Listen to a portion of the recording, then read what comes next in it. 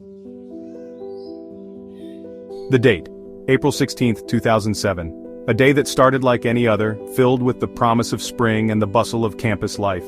The place, Virginia Tech University, a beacon of learning and community spirit.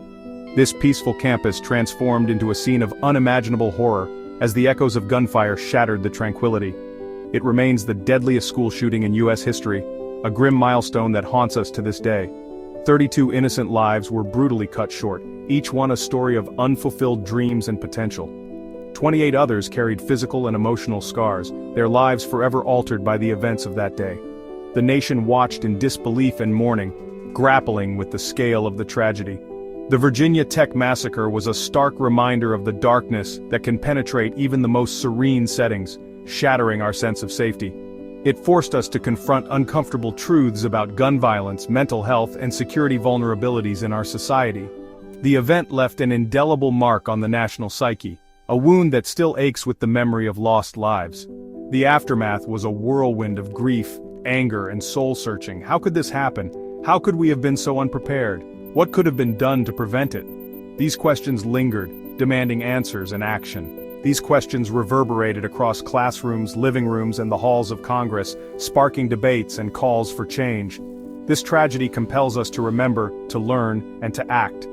We must not let their deaths be in vain. We must honor the victims by working tirelessly to prevent such horrors from happening again, through advocacy, education, and reform. We owe it to them, to ourselves, and to future generations to build a safer, more compassionate world. Seung-Hui Cho, a 23-year-old senior at Virginia Tech, was the perpetrator of the massacre that shocked the nation and the world. Born in South Korea, Cho immigrated to the United States with his family at a young age, seeking a better life and new opportunities. Throughout his childhood and adolescence there were red flags that hinted at deeper issues. Cho exhibited signs of social awkwardness, isolation, and anger, often struggling to fit in with his peers. He struggled to connect with peers, often seen sitting alone in the cafeteria or wandering the playground by himself. His writings, often dark and disturbing, hinted at a troubled mind grappling with inner demons. In high school and college, Cho's behavior became increasingly erratic and concerning to those around him.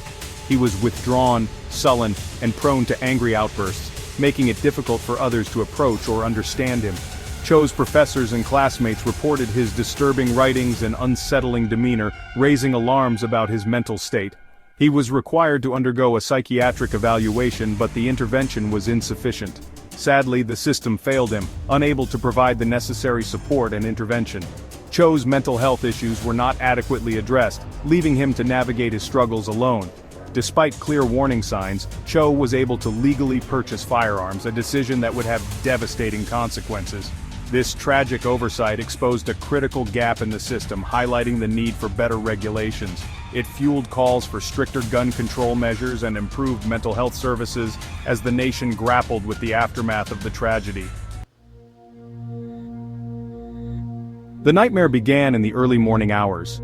At approximately 7:15 a.m., Cho entered West Ambler Johnston Hall, a dormitory on campus. Armed with two semi-automatic pistols, he fatally shot two students. The first victims were Emily Hilscher, a freshman, and Ryan Clark, a resident advisor. After the initial shootings, Cho returned to his own dorm room. He reloaded his weapons. He prepared for the next phase of his horrific plan. He left behind a chilling note expressing his rage and resentment. At 9:40 a.m., Cho entered Norris Hall, a classroom building on campus. He chained the main doors shut, trapping students and faculty inside. Over the next 9 minutes, Cho moved methodically through the building, firing indiscriminately. Students and professors barricaded themselves in classrooms, using desks and chairs to block doors. Terrified, 911 calls poured in from inside the building, painting a horrific picture of the chaos unfolding.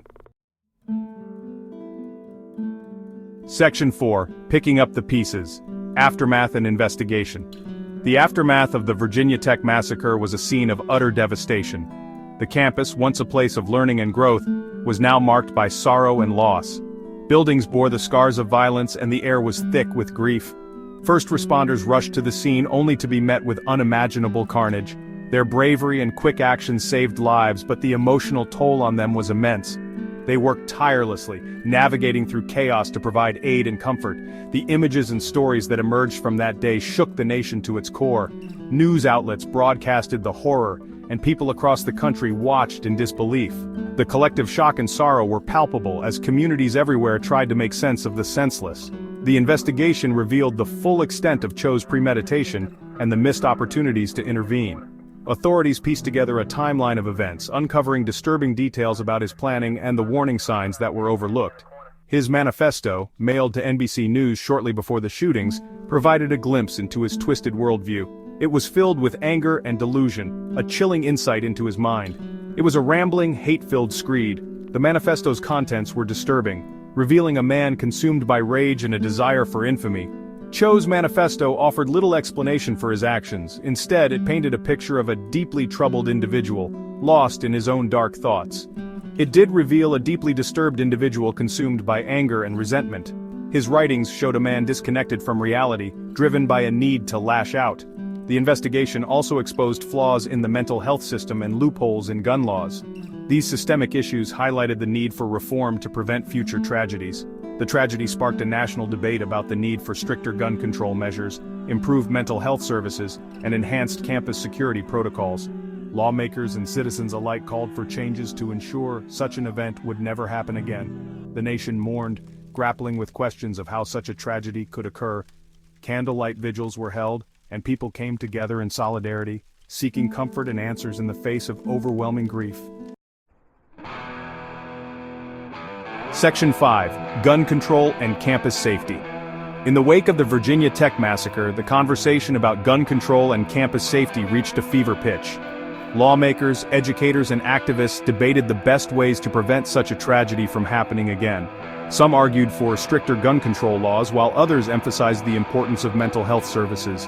On campuses across the country, administrators reviewed and revised their safety protocols. The goal was clear: to protect students and ensure that schools remain safe spaces for learning and growth.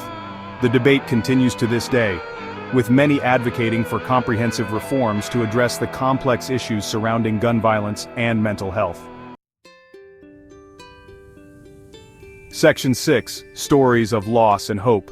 The Virginia Tech massacre left a lasting impact on countless lives. Families and friends mourned the loss of their loved ones, each story a poignant reminder of the human cost of violence.